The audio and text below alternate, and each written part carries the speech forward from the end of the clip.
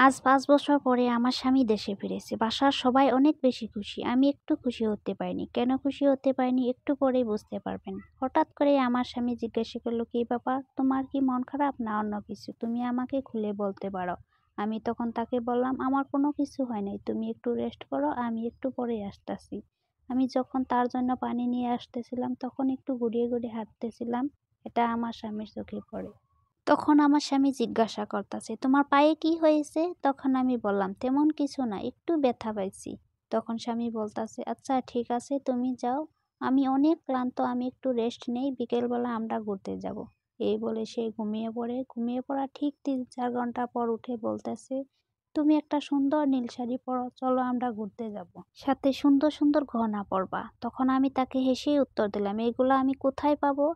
আমি তখন আমার স্বামীকে বললাম, "আমার তো এত শাড়ি গহনা নাই, হাতে গোনা ২-১টা শাড়ি আছে আর ২-৩টা জামা কাপড় আছে, এইগুলা সবসময় বাসায় ব্যবহার করি।"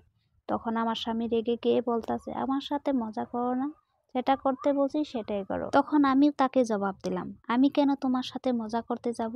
যা সত্যি তাই আমি বলছি, আমার এর বেশি কোনো কিছুই নাই।" তখন আমার স্বামী বলতেছে, "আমি তো তোমার জন্য প্রতি ৫-৬ মাস পর পর সুন্দর সুন্দর শাড়ি গহনা কেনার জন্য মায়ের কাছে টাকা পাঠাই। তাছাড়া প্রতি মাসে তোমার হাত খরচ দিই। এরপরেও তো এই কিছুদিন হলো একটা স্বর্ণের গহনা কেনার জন্য টাকা পাঠাইছি মার কাছে। এইগুলা কোথায় গেল সেটা বলো।" তখন আমি একটু বিরক্তি নিয়েই বললাম, "আমার এইসব কিছুই নেই, আমি কিছুই দিতে পারবো না।" তখন সে বলল, "ফোন দিলে তো বলতা আমার সব কিছু আছে, এখন এগুলা কোথায় গেল?" এতক্ষণ কঠোর হয়ে কথাগুলো বললেও তার সামনে অনেকক্ষণ শক্ত করে ধরে রাখতে পারলাম না। শেষমেশ কান্নাটা চলে আসলো। আমি তাকে বললাম, "তোমার মা আমাকে কোনো কিছু কিনে দেয় নাই, তুমি চাইলে তোমার মাকে বলতে পারো, পাশের ঘরেই আছে তোমার মা।" এই কথা শোনার পরে আমার স্বামী শাশুড়ি মাকে জোরে একটা ডাক দিল।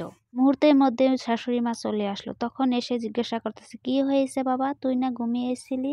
বউ কি তোকে কোনো ডিস্টার্ব করেছে, কোনো কথা বলেছে?" আমার স্বামী শাশুড়ি মাকে জিজ্ঞাসা করতেছে, "মা, আমার বউয়ের শাড়ি কই, গহনা কই? ওকে যে এত এত গহনা কিনে দিচ্ছি, এগুলা কোথায় গেল? এত এত কাপড় কিনে দিচ্ছি, সেগুলো কোথায়? আজ এত বছর পর আমি বাড়িতে এসেছি, ছিঁড়া নোংরা কাপড় পরে আছে।" তখন আমার শাশুড়ি চুপ হয়ে আছে, তার মুখ দিয়ে টু শব্দ বের হয় না। তখন আমার হাজবেন্ড জিজ্ঞাসা করলো, "কি হলো মা, তুমি আমার কথার উত্তর দাও।" আমি তখন বলে উঠলাম, "তোমার মা এর কোনো জবাব দিতে পারবে না। তোমাকে আমি বলছি শোনো, তুমি যখন দেশের বাইরে ছিলে তোমার মা আর তোমার বোন আমার সাথে অনেক অত্যাচার করছে। আর শুধু তাই না, কাজে যদি কখনো ভুল হতো তাহলে তোমার মা আর তোমার বোন সব সময় আমার গায়ে হাত তুলতো। এমনকি তোমার এই যে ছোট বোন, আমার বয়সে ছোট, সেও আমার গায়ে হাত তুলতো। আর তুমি জানতে চেয়েছিলে না আমার পায়ে কি হয়েছে, তাহলে শোনো, গতকালকে রান্নায় একটু ভুল হয়েছিল বলে তোমার মা পুরো কড়াইটা আমার পায়ে ছুঁড়ে মারছে। তারপর বলেছিলে না আমার শাড়ি গহনা কোথায় ছিল, তুমি যে গহনার জন্য টাকা পাঠাইছো তোমার বোন আইফোন কিনছে। আসলে একটা সত্যি কথা কি জানেন, যাদের স্বামী প্রবাসী থাকে তাদের তো এমনি কষ্টের শেষ থাকে না, তারপরে যদি শ্বশুর বাড়ির লোকজন এরকম হয় তাহলে তো আর কোনো কথাই নেই।